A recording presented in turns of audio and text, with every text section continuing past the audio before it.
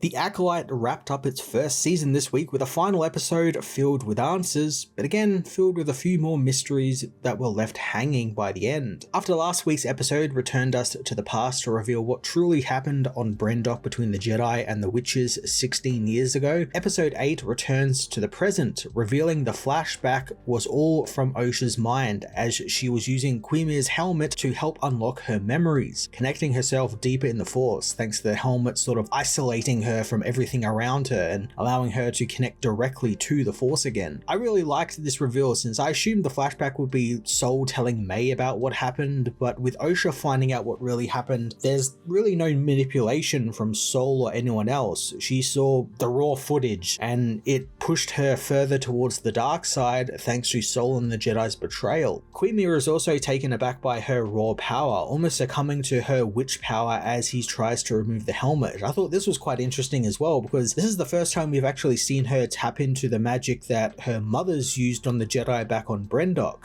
We actually see Quimir's eyes turn black like Torben's did, and I like the idea that she was tapping into his mind a little bit there for a minute. Osha also gained a sort of a glimpse at the coming future, kind of like what happened to Luke on Empire Strikes Back, where when he was training he saw what was going to happen at Cloud City or a possible future that could happen, and I like that she gets that here as well, and she races to stop her sister and Sol, and this puts her and Quimir back on the path to Brendok, where Sol has brought May, planning on contacting Vernestra, meeting with her and the other Jedi and revealing the Force Vergence on Brendok, with the proof being both Osha and May, since he keeps calling them not two people, they are the one person, but split into two. Again, I'm just going to shower Lee Jung-jae with praise because goddamn, he is just so good as Sol. He is so righteous in what he did back on Brendok, and he wants everyone to see what he did as righteous and how he did something good when we know obviously he didn't really do something good. And I like that it's all just sprung out of fear and the fear of failing. It's a Jedi having a really human moment, which is something that seldom happens or has barely happened in the live action shows and movies. It's really interesting to see a Jedi who's actually fallible and not,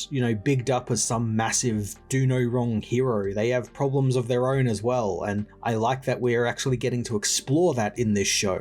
Despite Sol coming clean with May ends up escaping Sol, using an escape ship to crash land on Brendok in a really cool sequence that they fly through the rings of a planet, and it's honestly pretty impressive what they can do with these shows in terms of budget with special effects and everything with little scenes like this, because it looked fantastic. While they arrive on Brendok, Vernestra meanwhile meets with Senator Raincourt, played here by the always wonderful David Harewood. He's only in this episode briefly and he got mentioned last episode, but everything he says is totally within reason, seeing the Jedi as a cult with unchecked power, and sooner or later, if they continue down this path, it will destroy them all. Like, he's bang on about what he says here. He's completely right in and justified in saying all of this, and you can tell Vernestra knows he's somewhat right, but her own secrets and obviously her loyalty to the Jedi prevent her from actually seeing reason in what he is trying to say. The growth Vernestra has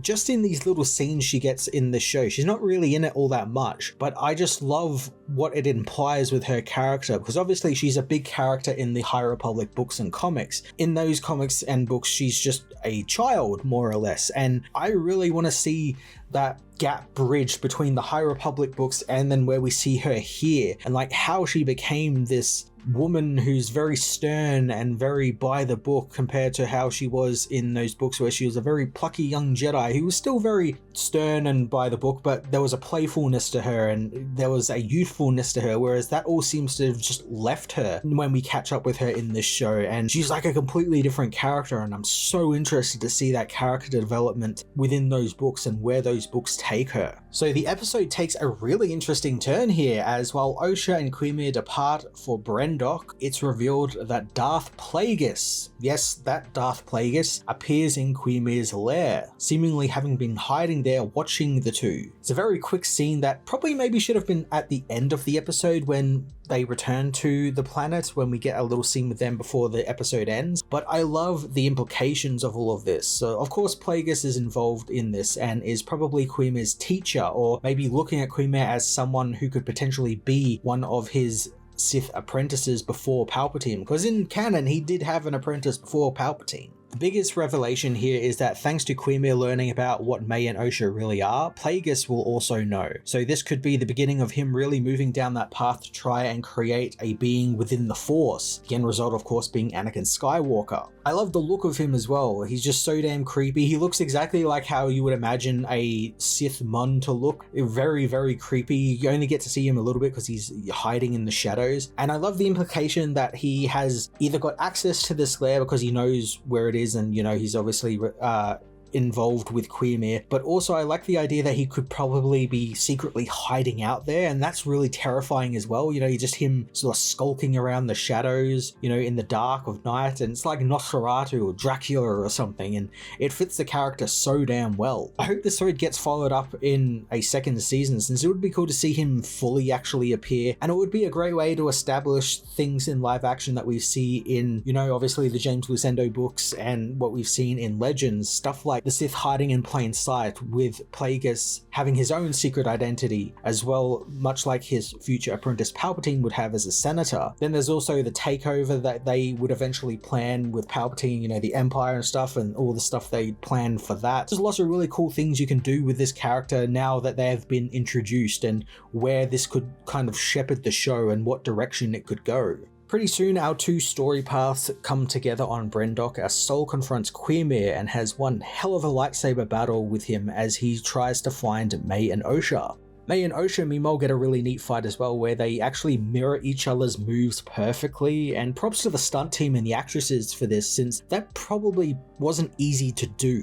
They mirrored it like absolutely perfectly. And I don't know whether it was like a visual effect, because obviously Amanda Steenberg actually plays both roles and they do sort of the split screen double effect. And I don't know whether they did that for this fight or whether it's two stunt people or something with some digital alteration to the face, but it was a really cool little fight. Sol manages to also really lock in during this fight with Quimir and ends up besting him quite easily, but not before we get some more awesome kung fu inspired wire work that I'm sure is going to anger and already has angered a certain group of people. Kumir's use of the Cortosis helmet was also quite fun as well, and him trying to use it to get through Sol's defenses multiple times was quite cool. He's like trying to pull Sol's blade into the helmet so it deactivates so he can actually try and kill him. Is a really neat idea and really cool idea on how to use it. I don't know where his gauntlet went though. I can't remember whether it got destroyed or not, but he had like the Cortosis gauntlet, but he doesn't seem to have it here. Maybe he just didn't bring it along. May and Osha's fight soon spills over into Sol and Quimir's, and Sol is disarmed quite quickly with the Force thanks to Osha, and he has to admit that he killed Anasea, their mother, which Osha learns for the first time, and it pushes her over the edge and into the dark side, and she uses the dark side to kill Sol. Sol's death was definitely going to happen, but to go out like he did was one hell of a way to go out, since it's not a quick death like, a lightsaber stab or a slash or something. It's slow and painful. He's being choked to death with the Force, and I like that you could tell that he had kind of accepted his fate, like he knew this was going to happen and he just let it happen. It was a real sad moment, because even right to the end, he was still adamant that he was justified in what he did. And it's just so interesting for a Jedi who was really the kind of Qui-Gon archetype when we first met him. He was someone who was a little looser with the rules. He had a Padawan who was a little older than they usually have, and he didn't really want to talk to the council for what to do and everything, kind of wanted to act on his own. He really did end up falling into the hubris which will eventually destroy the Jedi, that a hubris steeped in fear and failure, and it ended up making him very dogmatic in their way of thinking, very narrow-minded, and that eventually became his undoing. Is a fantastic example of how the Jedi of this time were kind of doomed to their fate, and the fate which we see in the prequels where they are all just wiped out. And I just downright love that they aren't afraid to portray the Jedi as less than perfect beings. I like that we actually have Jedis that have fears and failings and can actually do something wrong for once. With Sol's death comes another really awesome bit of lore, as while Osha chokes the life out of him, she is also holding his broken lightsaber, and his May's kyber crystal begins to bleed, turning it into a red lightsaber. Bleeding kyber is something that's relatively new into canon in the last couple of years, but I absolutely love it, and it makes more sense than the Sith crystals just being synthetic ones that we've seen in like the Legends. That never really sat well with me. I like the idea that a Sith's anger and hatred in the Force can literally torture a crystal and poison it and turn it into a red lightsaber crystal. I think that's a really neat idea. Osha doing this also means she technically fulfilled May's training, and because they are technically the same person, she is able to become a Sith basically. She has killed a Jedi without a weapon and even taken their weapon as their own, which is very fitting since it's her old master's weapon, and that feels very much like a Sith thing to do. I think even Darth Plagueis did that with Darth Tenebrous when he killed him. He took his lightsaber with him as well.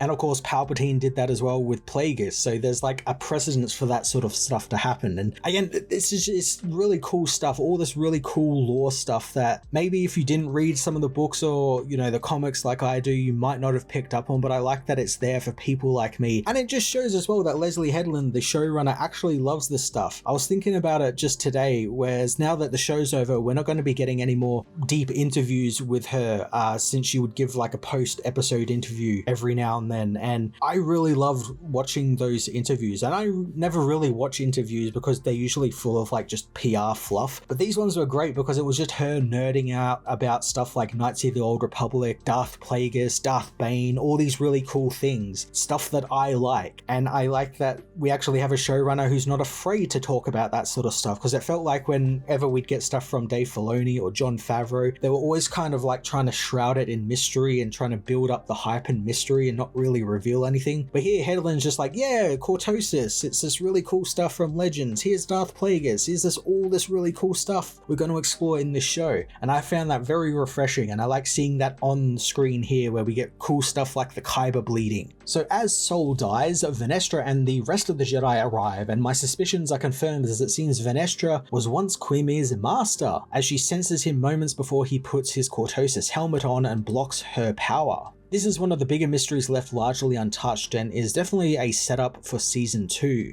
Venestra is definitely harboring some secrets she wants to keep hidden, especially when she reacts to Quimir being alive with shock, indicating that maybe she thought she was dead, she killed him, and it probably explained the lightsaber scars on his back being from a light whip. Venestra, thanks to her hyperspace abilities, which kind of act similar to how Cal Kestis can sense force echoes, figures out what happened on Brendok 16 years prior and what Sol did, whispering something to the dead Sol after learning all of this, and we'll learn what she said to him a little later on.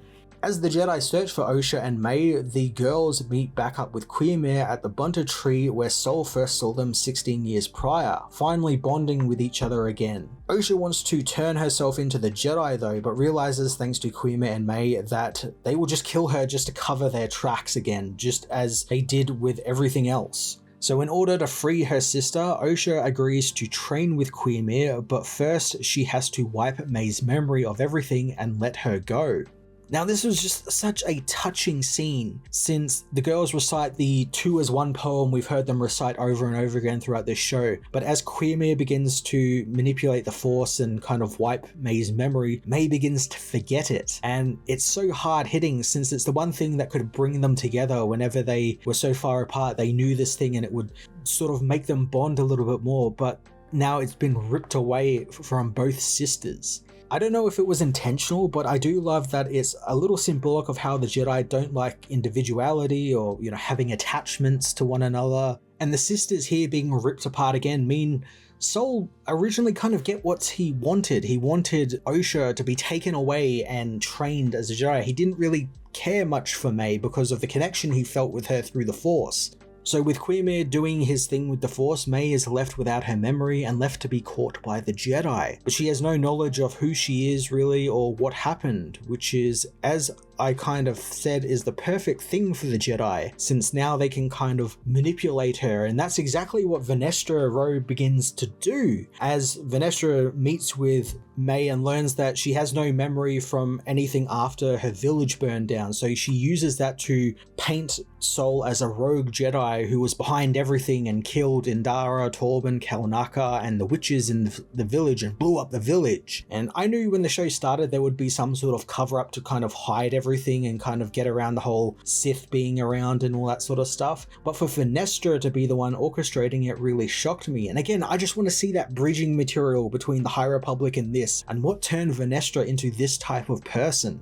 Venestra decides to also use May to help her find Quimir, obviously to continue her cover-up of what happened, since only now Osha and Quimir know what really happened, meaning the Sith are kind of the good guys in this regard, which is really interesting. They're the ones who actually know the truth and can actually give the galaxy and the senators the truth, but in doing so it will put the Jedi in jeopardy, which is also a bad thing. It's a really interesting way to frame the show, and I'm really looking forward to seeing if we get to see more of that, because that's so cool. And that wraps up the episode. We get a brief scene showing Osha and Quimir back on the island, getting ready to train, and Venestra going to see Yoda, but again, that's all mysteries for season 2, which I mean, has to happen at this point in order to tie up all of these things they set up. So if you can't already tell by the video being, 17 minutes long, I really enjoyed the ACOLYTE. It hit all the right notes for me as a Star Wars fan and avid reader of the High Republic era and the lore of Star Wars. I absolutely love all of the lore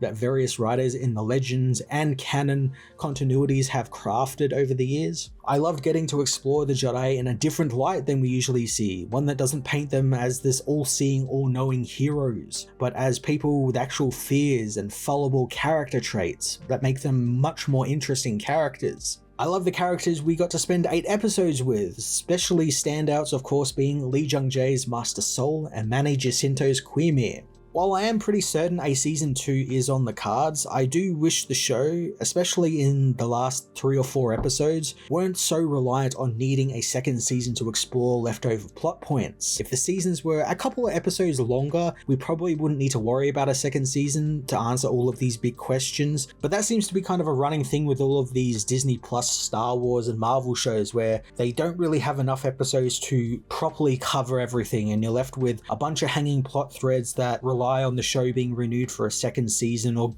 going into a movie or something. And I don't know, there's probably some sort of streaming study that shows that way guarantees a second season or something because of numbers. It's all about numbers these days, and I don't know how it all works, so who knows. That being said, I had a great time with this show and would love to see more of it in the future. I'm going to give this episode an 8.5 out of 10, and I'm going to give the overall show a 7.5 out of 10.